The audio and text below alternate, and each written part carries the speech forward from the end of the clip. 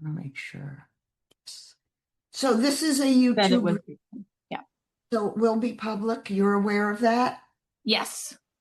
And Try if to there's set you up a pretty anything, picture. if there's anything you don't want me to cover, just ask me to pause. Okay. Okay? And is there something you want me to focus on?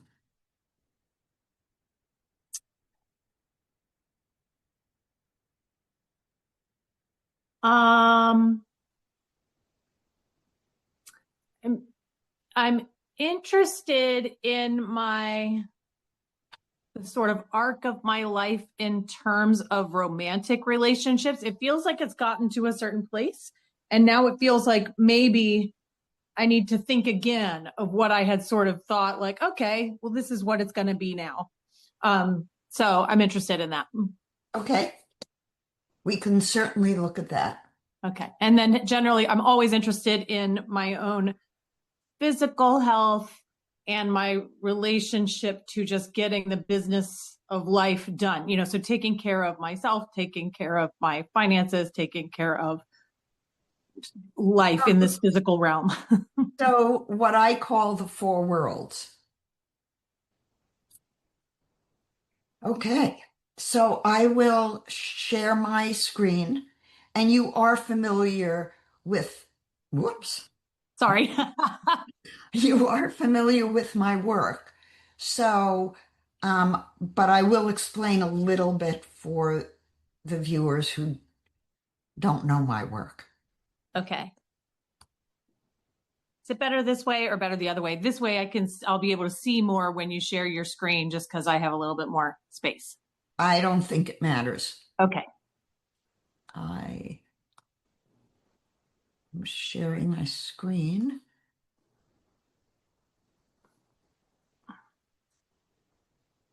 And I like to start by showing the mandala, especially for people who don't know anything about my work.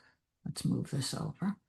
So, in your multidimensional design, which is what I use, my system is based on the science of 30,000 cases statistically and another 15,000 clinically.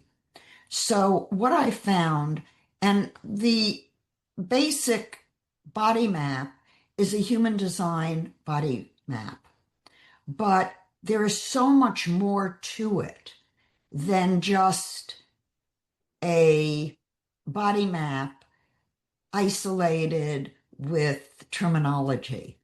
It's a synthesis of the tree of life.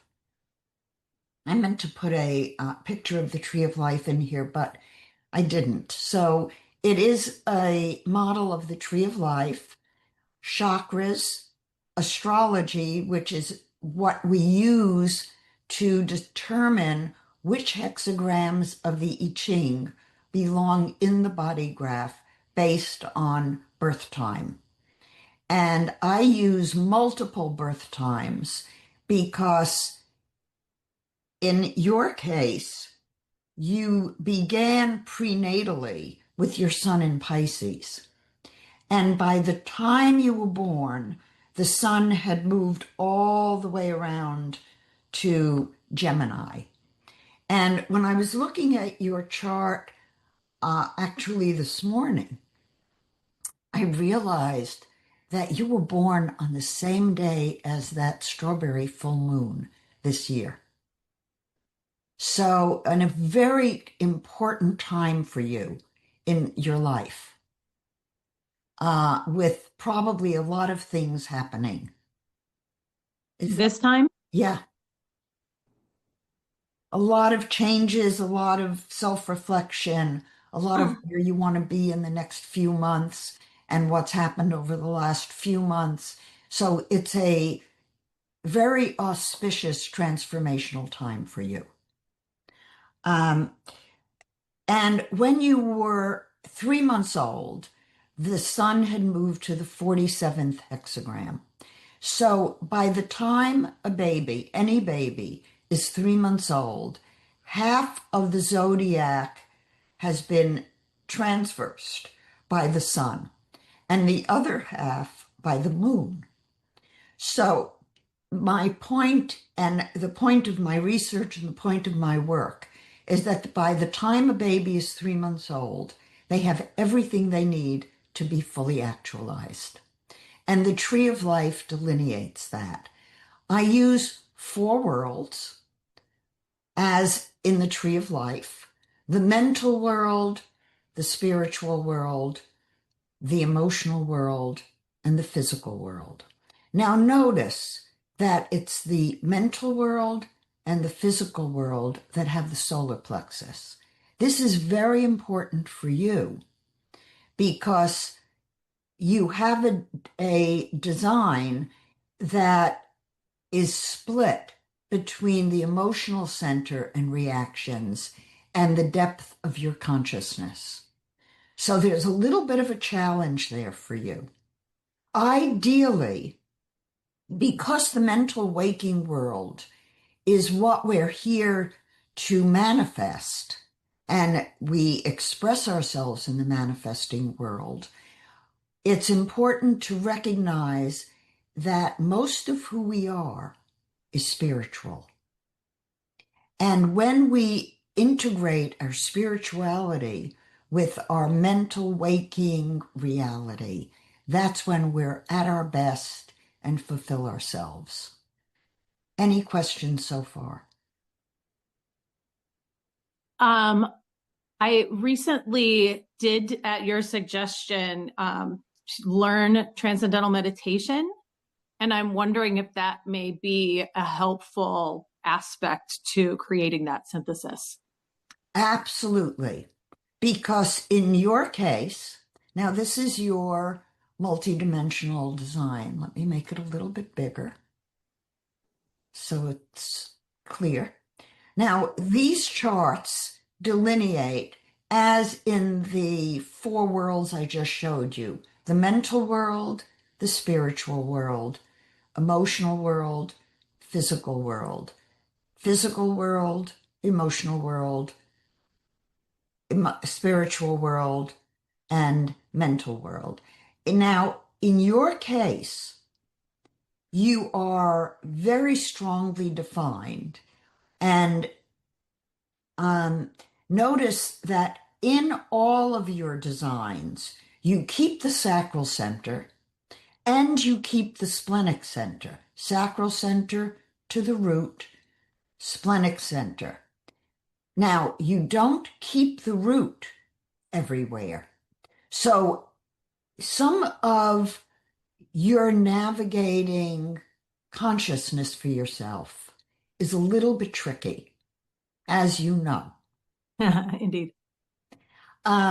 So in human design, you would have been defined as a split definition emotional generator.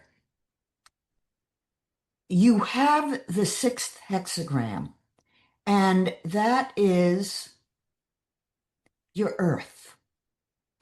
So in many ways for you, when you feel an emotional surge, in some ways it grounds you. And it brings you down to earth. Guessing that that's not a comfortable place for you to be.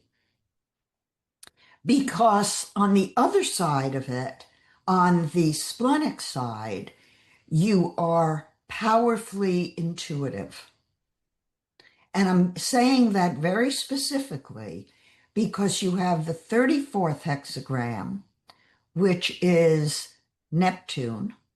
So Neptune is a planet that is cloudy, watery, flowing.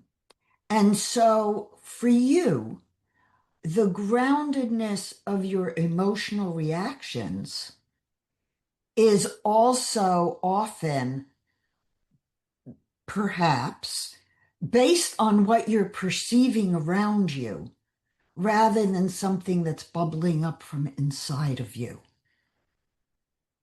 And that can be very confusing to you. Now, in your spiritual world, you have the 515. The channel 515, which you get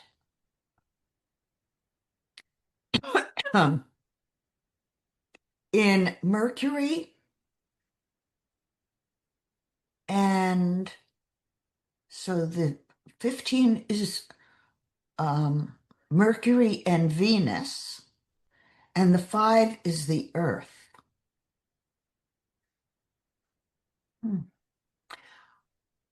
I'm going to say, based on what I'm seeing here, let me verbalize what I'm seeing. I'm seeing that in 1, 2, 3, 4, 5 out of 8 designs, you have an open solar plexus. In your prenatal spiritual design, your solar plexus is activated. But I think from your charts that you're picking up emotional energy from other people, and you believe it is your mission in life to, in some way, facilitate other people's emotional reactions with your intuitive consciousness. Did I That's get great. that? Tell me what you're reacting to, please.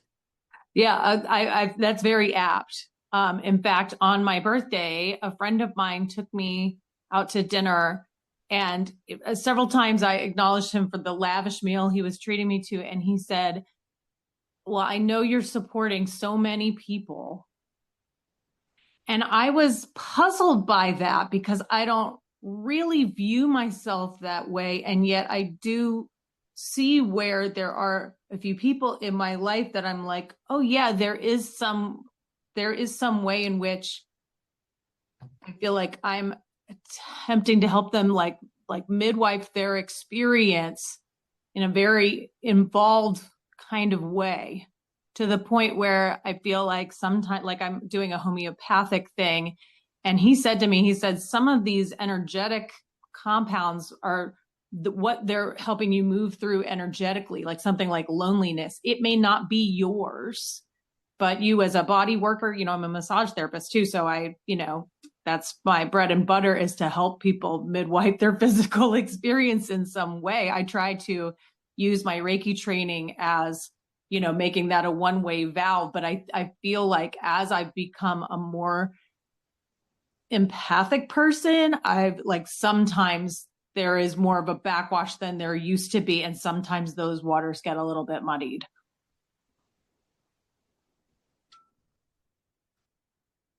You tap in to a very core component of people, and you do it intuitively, but you feel it somehow in your body. And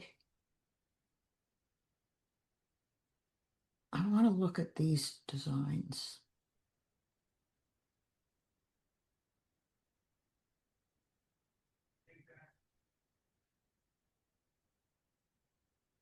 Isn't it interesting that you get the 5125? Where did that come in? Oh, spiritually. There it is.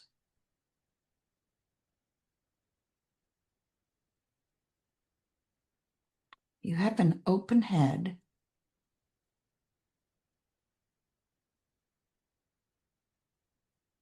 See, you never lose your intuition. You never lose your sense of what's aligning in the other person. And yet,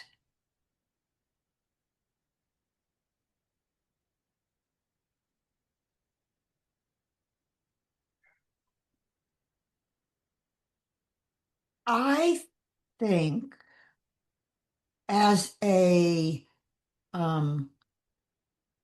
coach looking at your chart, as a psychologist, as a coach, um, I don't think you're emotional in and of yourself. I think your emotionality is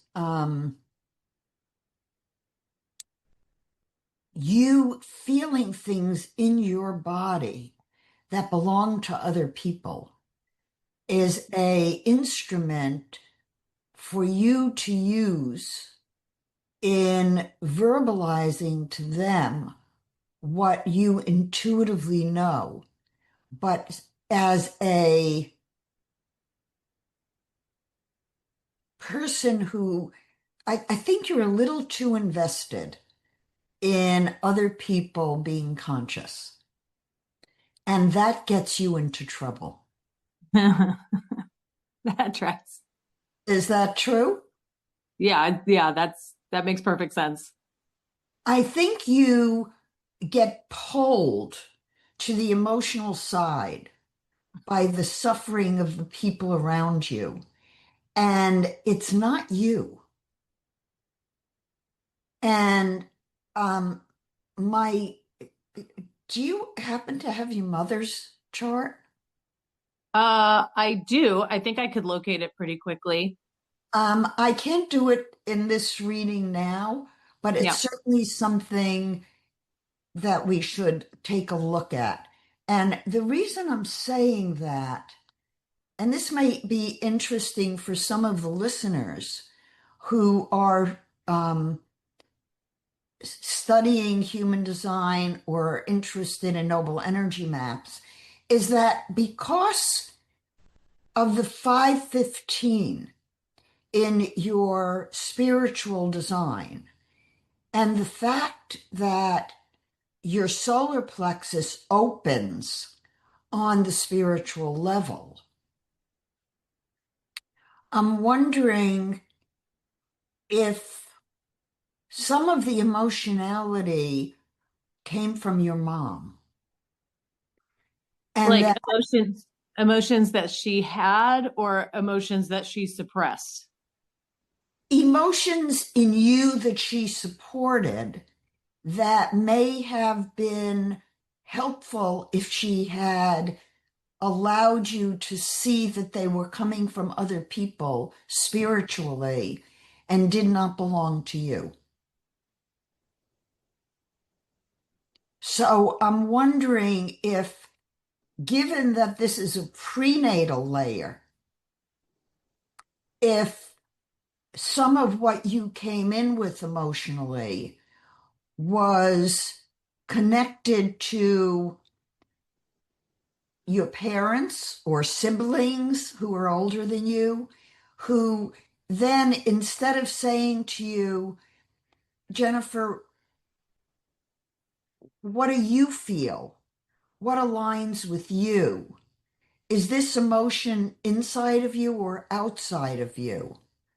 A lot of the emotionality came from outside of you. And because I'm looking at the postnatal, and in the postnatal layer, you're picking up the emotion spiritually and you're manifesting it in the world. But in and of the core of your internal self, you're not emotional. You're intuitive, you're psychic, you pick up energy from what people think, and you know things. But you got caught early on, I think, in being able to read emotion and being valued for that instead of being turned more to the intuitive and asking, is this right for me to tune into? Yeah. Can I share a little something? Sure. Um, so I've often wondered about the prenatal environment like the fact that I'm like loose ligamented and sort of prone to ADHD. And I sort of wonder if, as because I know that because she's told me that while I was in the womb, like my mother was thinking that this second marriage that she was in was turning out to be very much like the first and very likely to be a failure. And particularly that if I were born a girl, that would spell the end of that marriage. And she was feeling unsupported and had already felt like she'd abandoned her first 4 children for this new marriage in the hopes that this was going to work out. And my sister, who's older, who's from the time of the promise of maybe this is going to work out, is an extremely active, go get 'em kind of person. And my mom says that holding her was like holding a coiled spring as a baby, whereas holding me as a baby, I was just like very relaxed just in my whole tissues. And I wonder if I just wasn't attuned, and then the whole time growing up attuned for that conflict and not sure really how to deal with that, and also felt very much like my own needs weren't getting met. So if my sister was mean to me, there was nobody to go talk to because there were these stony silences happening between my parents. And really, when my father left, I remember my mother asked me if I was emotional. She thought I must be holding it in because I was like the sensitive one. But I remember that my experience of it was, I'm just happy maybe I'll get some service around here now. How old were you? I was 6 when he left, when they ended it. He didn't leave her so much specifically as they both ended it. Mm-hmm. You do have a complex chart because of the split and because of the openness that you have within so many areas. And you are very tuned in to your own immunity and what's right for you physically. But the emotional pull, and I think the emotional pull is coming from outside of you, not inside of you. And so the breathing is really critical for you. Mm-hmm. I think that since you told me you're doing TM now, when you meditate in the morning, pay special attention to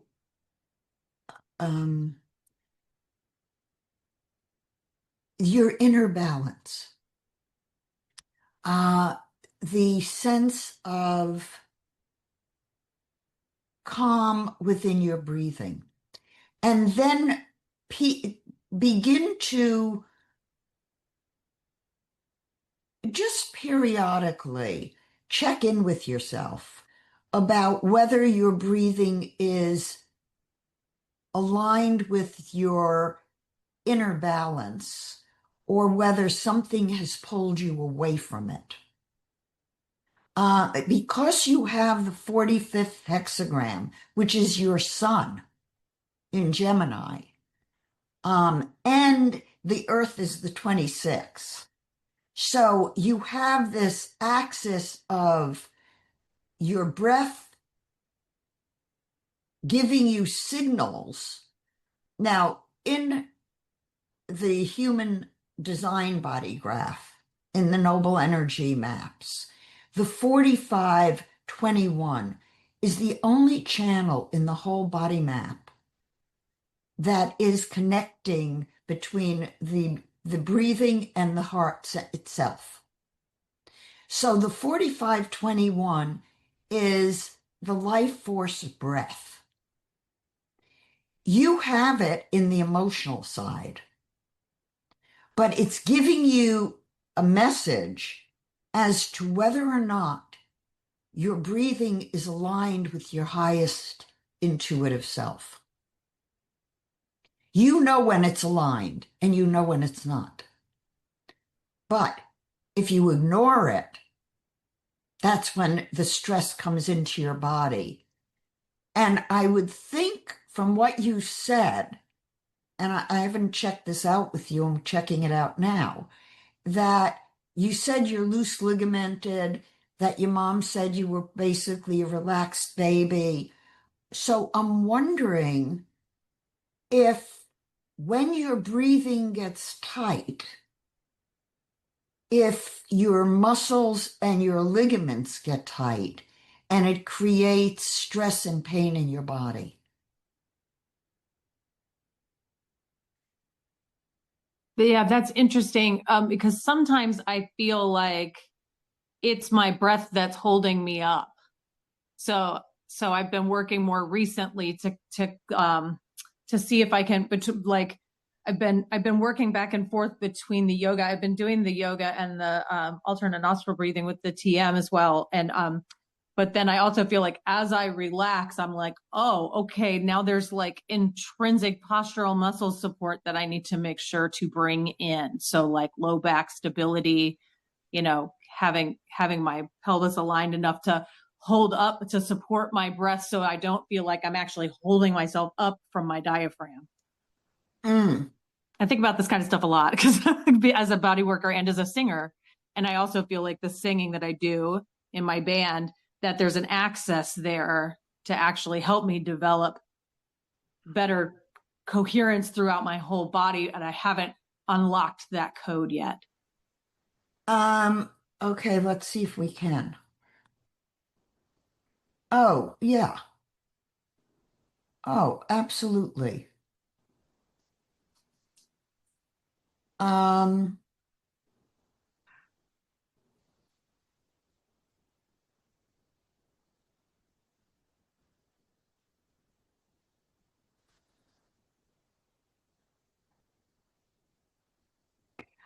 um, when you sing, what kind of songs are you singing? Are they, what kind of songs? Um, um, I'm feeling like maybe you're thinking about in terms of like the vibration of it rather than the style of it. So, because sometimes they're jazz or sometimes they're rock and roll. Sometimes they're very like emotional, heartfelt songs, and sometimes they're sort of cool, jazzy sort of songs. I'm actually starting to get ready to do a band where I've actually chosen that specifically I want the vibration of them to be a more like cool, easy, steady kind of rhythm of just like fun, relaxed, but activated I think sort of that danceable music. um, whatever songs you choose should be chosen that to resonate with you in a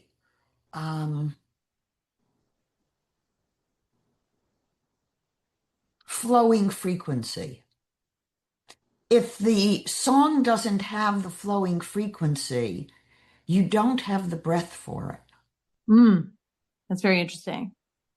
So I'm looking at the split, and when you're singing, you're having in some way to merge the split. So it's a band. The music, you're not alone. So the probability is that everything is hooked up. And if everything's hooked up, then if it's not intuitively aligned with you spiritually as a song, your breath is going to catch. Mm-hmm. So when you're picking what you sing publicly, you want to make sure that the flow of energy is moving through your sacral center and your splenic center.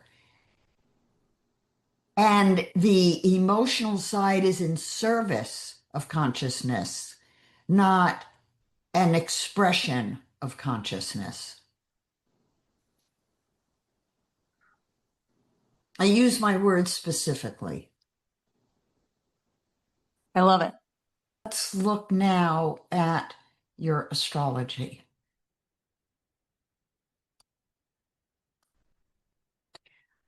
Your you have 5 planets in the eighth house, which says, oh, and they're trine to your moon. Uh, we have moon is 7. So it's the moon in Scorpio is trine to Venus, South Node, and Mercury. What that means is that a great deal of what you do and how you relate is psychic.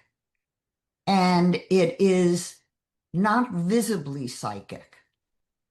It's, in your case, it's almost subliminal. And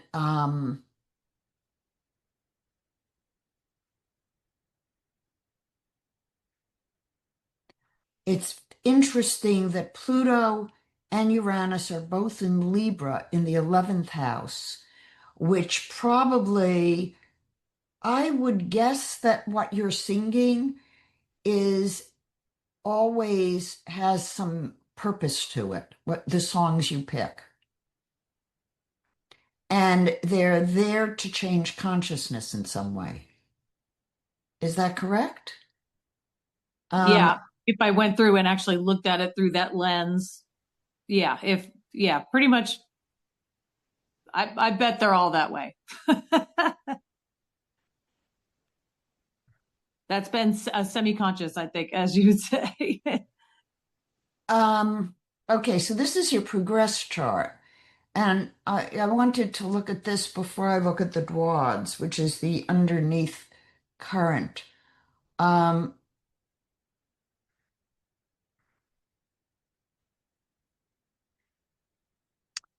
this is a powerful time for you in a lot of different ways.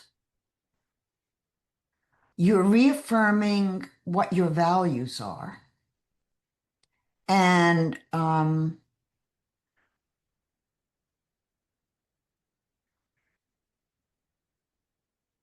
you don't really want to,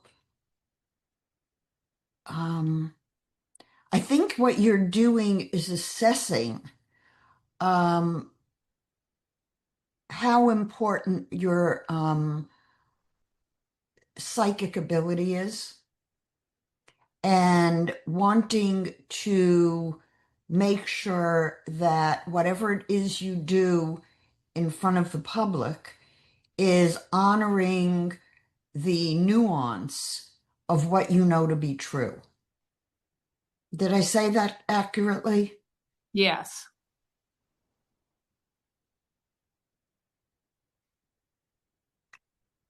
From a romantic standpoint, are you in a relationship now? No.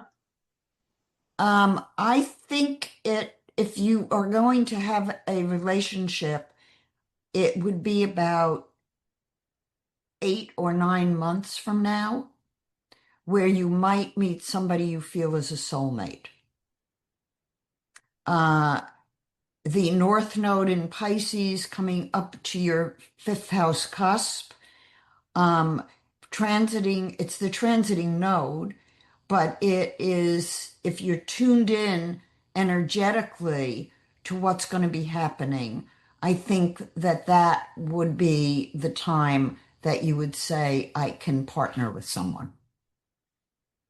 Uh, it's a good time for you to put yourself forward in terms of resources, in terms of um, honoring what really is meaningful to you. I would make your choices based on what feels right, not what feels like it makes sense. You know what I'm talking about. Yeah, absolutely.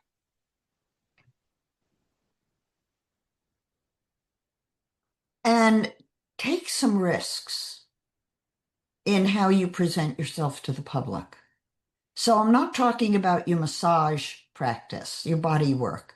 I'm talking about the singing and putting yourself, there's something you could birth. I don't know what it is,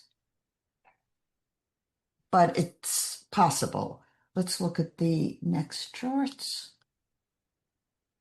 This is you with your Dwads. Dwads? Dwads are let me go back to the natal chart. Every 30 degrees in an astrology wheel has another whole zodiac in it. So we divide every 30 degrees into 360 degrees, and there are 12 signs. So in the example of Neptune in Sagittarius, it would be 2.5, 5. So it would be the third sign away from Sag, which would be Sag, Capricorn, Aquarius. So here we're going to see, that Neptune, if we look for Neptune, here it is in Aquarius. So I like to use Dwads because 7 degrees of a sign is very different than 17 degrees of a sign. So the undercurrent of your moon is Aquarius. The undercurrent of your ascendant is Gemini. Wow. So it's like I like to look at it because it tells me some of the motivation beneath the surface for a person. And in your case, it's reinforcing your intensity as being a bringer of consciousness.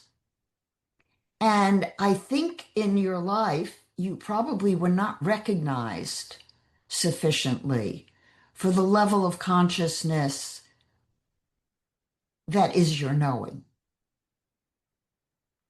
So it makes sense that you would have found music as a way to bring consciousness through because it was not part of your day-to-day life in a way that would make sense to you. Am I making sense to you? Yeah, absolutely. Can you verbalize that differently for the listeners in a little bit more Yeah. of a So as common language? oh, sorry. Go on.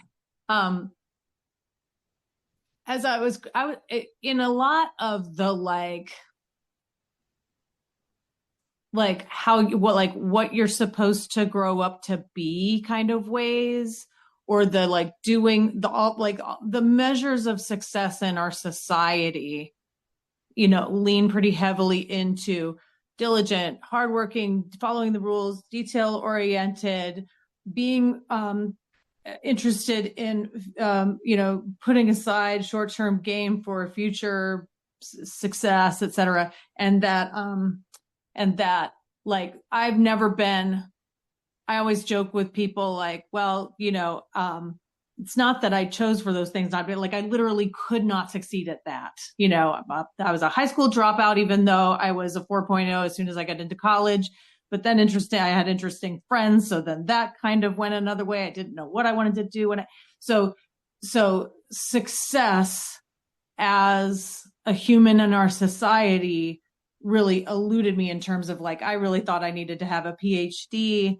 And, instead I found myself working in coffee shops and so on and so forth. So until I found body work, as a person in her mid 20s, I'd really experienced very little outside, approval for the kinds of things I was doing. And I felt like that was fair. I understood why, but I just I I wasn't interested, and I didn't, and with ADHD, as we all know, it's like, if you're not interested, you're not going to succeed. So there was a lot of that as I was growing up. And then, but I did do well at music, although it took me a long time to be willing to really be heard. And in fact, even now, people will frequently tell me that they can't hear me that well and I need to turn up. Whereas to me, I'm deafening and I need to turn down, it really takes something for me to sing out without restricting myself. I think I've lost the thread here a little bit. But I guess that with making a set list, now that I'm the band leader, now that it's my band instead of a band that I'm in, I mean, I was still very vocal about making, I don't want to sing that song. Like, I'll sing backup on any song pretty much, unless I really hate it. But for the most part, but even then I have said, I'm not going to sing at all on that one, but now that I'm making what you're speaking to is what I just said about the values. Yes. That you cannot do something that isn't aligned. And I assume you know from the classes that you've been in with me that we're dealing with the tree of life and the balance between emotional and intuitive. And you're really caught in a dilemma there because you pick up the emotional energy around you, but in fact, spiritually, you're not at all emotional. You use emotion, you experience the emotion, but you don't really value the emotion except in service of consciousness. Right. Yeah, that actually really computes. So let me say it a little bit differently for the audience. Mm-hmm. Emotional energy and emotional reactivity is here in our world, in our manifesting world. But at the core of who we are not emotional. We are aligned to the higher divine self. And that higher divine self knows how to transform all emotional reactions into compassion and love. So in your design, you bring in and experience the emotions of other people, but it's in service of connecting with the core of their divinity. So you can, using voice frequency, shift the energy.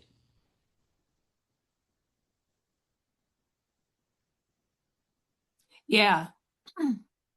When I think of there, two different songs that I just thought of, and, one of and I feel like the difference is that authenticity. It's are we getting to the deeper layer of what's true? So when somebody sings a song that's about, pining away for a man who doesn't appreciate her and waiting for him to come around, I hate singing that stuff because it doesn't feel real to me, because I know she really does value her. Because you would be doing the person a disservice for them to hook up with someone who is not supporting their soul. Mm-hmm, mm-hmm, mm-hmm.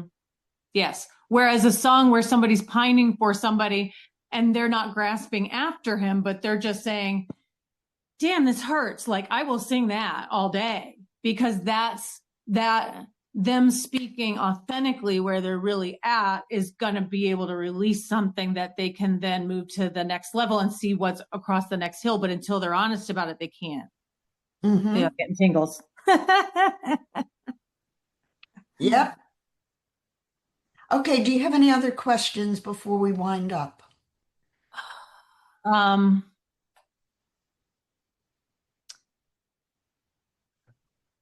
Anything in terms of my, what kind of attention to pay to my dreams? Because I feel like there was something in a class you said one time that when I looked at my various charts in the four worlds, that I was like, oh, I think this is telling me that I know who I am in my dream world in a way that I don't know who I am when I wake up, and that maybe there's something for me to take into waking life from it. Well, when you dream, you have the 57, you have the 15-5, and you have the 28, you have the 12. So you have 1, 2, 3, 4, 5. So you have 5, 6 out of the 15 gates that activate when you dream. So when you dream, um,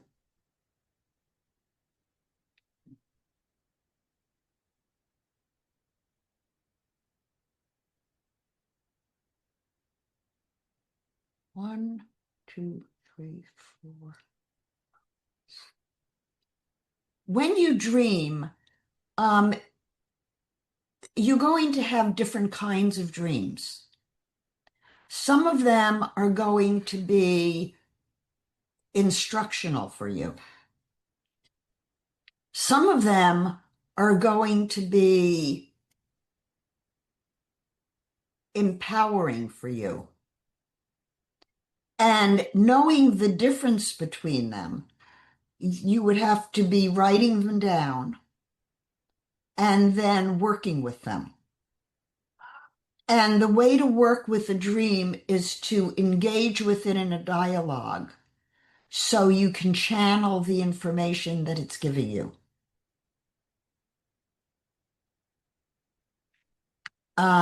So I would keep a dream journal by your bed and ask when you wake up if you've had a dream. And sometimes your dreams might give you information about someone you're working with. Sometimes it may be a phrase that's telling you a song you need to sing to heal somebody. And have you ever used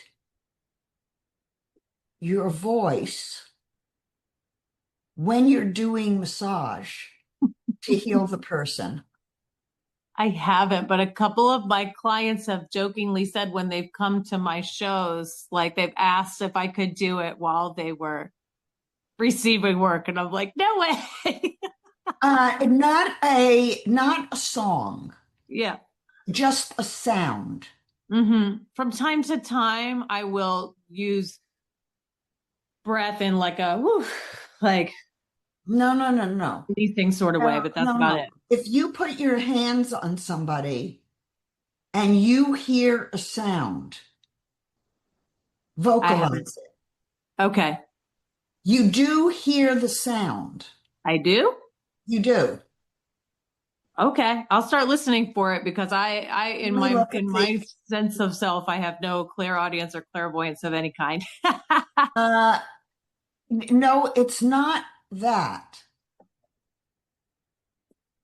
Okay. But I'll start listening more broadly.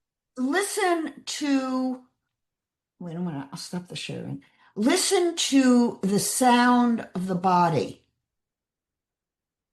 And I think you're missing a whole modality that um, you may be here to bring to the world, Okay. especially now. So if you put your hands on somebody, ask yourself what the sound is of that. Be it sometimes if you put your hands on somebody and the energy flows so fast you can't keep up with it, Mm-hmm. that would be a very different sound than a blocked energy. And you know what that is. That's really interesting. And it's interesting that you had the intuition to stop the sharing, because I don't know if I told you about the incident that happened like 2 Julys ago where I ended up in an inpatient facility having had like a major and a large part of like when I, as the song says, I remember when I lost my mind. I was walking through a revolutionary battleground that's right next door to my mother's house, and like hearing sounds that were like, and then singing, and hearing the sound lighten and clear, like when a garbage disposal clears, but more as an energy thing. And I was doing that, like, walking around in a white nightgown, and I was like, boy, this is going to look really nuts as I was walking around. But I was like, okay, I guess we're taking this trip. And then I was in the hospital and getting guided to sing certain songs. And then feeling like there was responding that was happening for the patients in the ER that I was in there with. And then I had a very difficult transport to the facility where I stayed for 5 days. But as soon as I got there, I felt like, okay, the big work is done.